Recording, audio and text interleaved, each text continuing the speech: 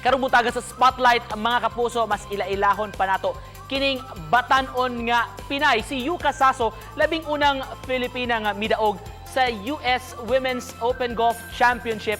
Mga kapuso, makauban nato karong buntaga ang iyang coach atong pakisayran usay nakita niya nga potensyal ni Yuka labi na nga nagsinga butasab ang Tokyo Olympics. Makauban nato si Coach J3 Altea. Good morning, Coach. Welcome sa programa. How are you this morning?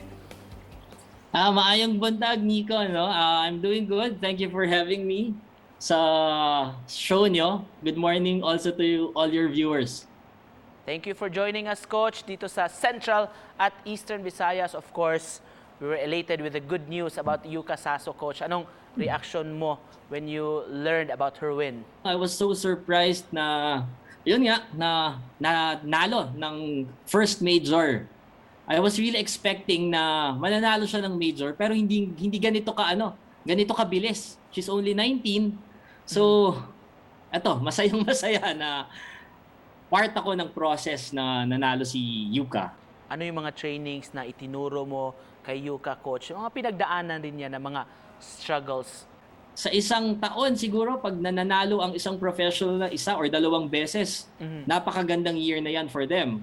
So, si Yuka naman, last year lang nag-turn pro yan. So, struggle, wala masyado as a professional. Nanalo agad ng 2 beses sa Japan.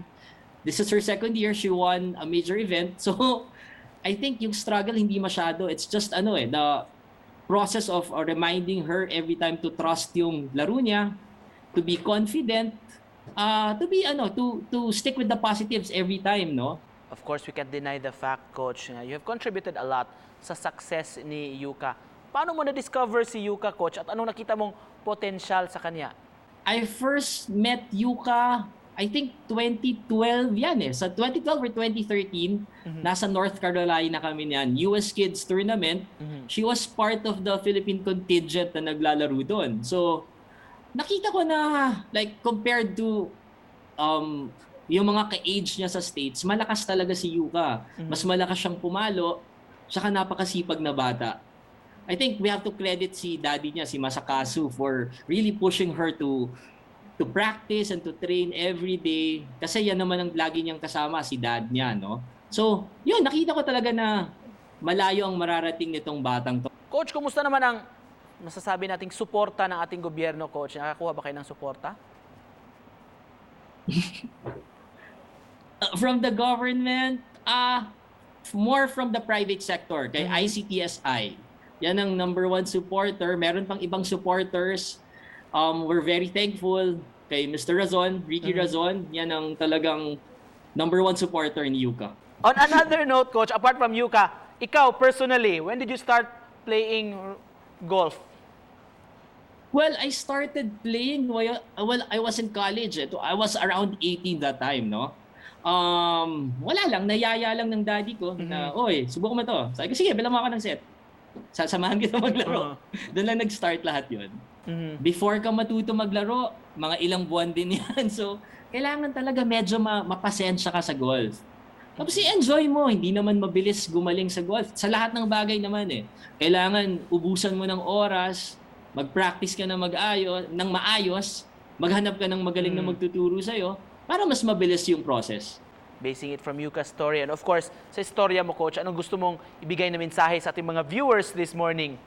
Huwag tayo mapagod mag-support sa mga athletes natin. Lahat ng athletes natin, lahat ng mga Pilipino, i-support lang natin.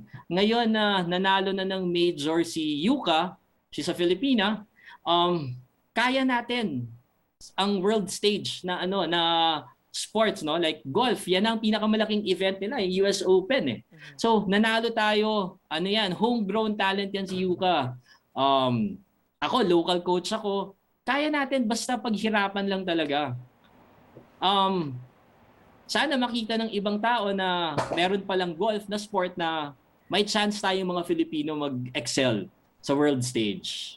Para naman dumami yung golfers natin dito sa Pilipinas. That's right, Coach. Thank you for that message and thank you so much for joining us this morning, mga kapuso. Ang coach ni Yuka Saso, si Coach J3 Altea. Salamat, Coach! Thank you, Nico. Thank you so much for having me. Thank you.